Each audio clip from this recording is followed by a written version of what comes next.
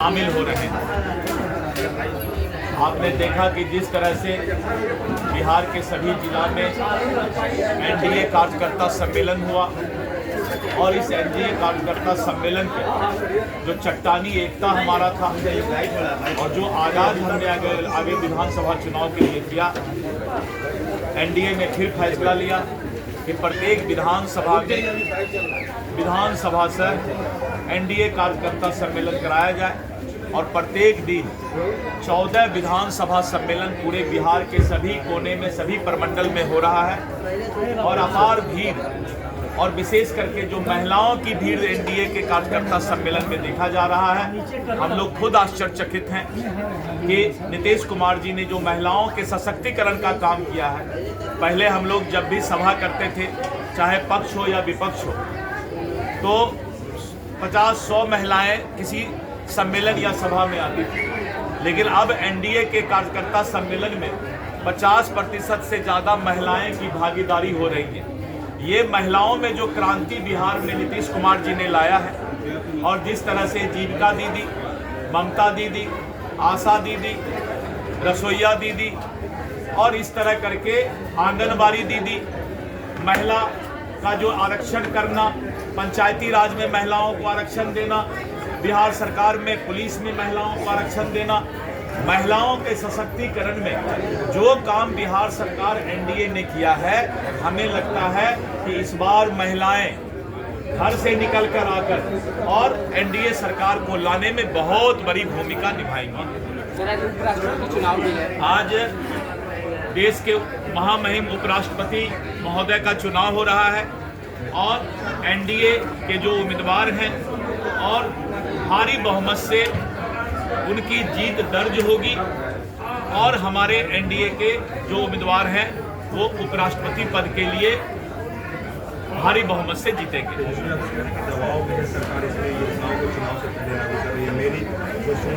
विकास करना अगर दबाव है, योजनाओं को लागू करना अगर दबाव है, इसका मतलब है कि वो हिम्मत हार रहे हैं।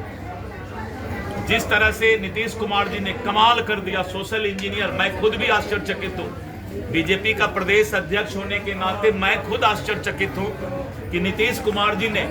प्रगति यात्रा में जो घोषणा किया, आश्चर्य है कि 15 दिन के अंदर कैबिनेट बुला करके उसके लिए पैसा आवंटित करना और उसकी स्वीकृति तकनीकी तरीके से कैबिनेट से कर दिया और उसके ठीक 15 दिन बाद आप प्रत्येक जिला में जा करके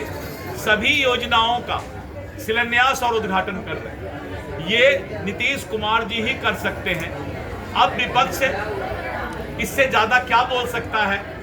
कि सरकार इतना जल्दी कैसे काम कर रहा है। विपक्ष को यही अब चिंता है कि सरकार में इतना रफ्तार कैसे आ गया काम का। तो रफ्तार सरकार बिहार, विकसित बिहार होगा और आपने देखा कि पहला राज्य बिहार हो गया इस देश में जिसमें सभी जिला में मेडिकल कॉलेज खुल रहा है, engineering college, polytechnic college. Nitish Kumar ji ने तो कमाल कर दिया। लोग सोच भी नहीं सकते थे कि बिहार इतना विकसित होगा और प्रगति यात्रा को अमली जामा पहना करके नीतीश कुमार जी ने जो सोशल इंजीनियर के रूप में अपने आप को पेश कर दिया, सारा विपक्ष अब ढेर हो गया। विकास का एक लंबा लकीर इन्होंने खींच दिया और बचा खुचा जो काम है, आज उन्होंने एक बहुत बड़ा काम कर दिया कि बिहार के अंदर प्रत्येक प्रखंड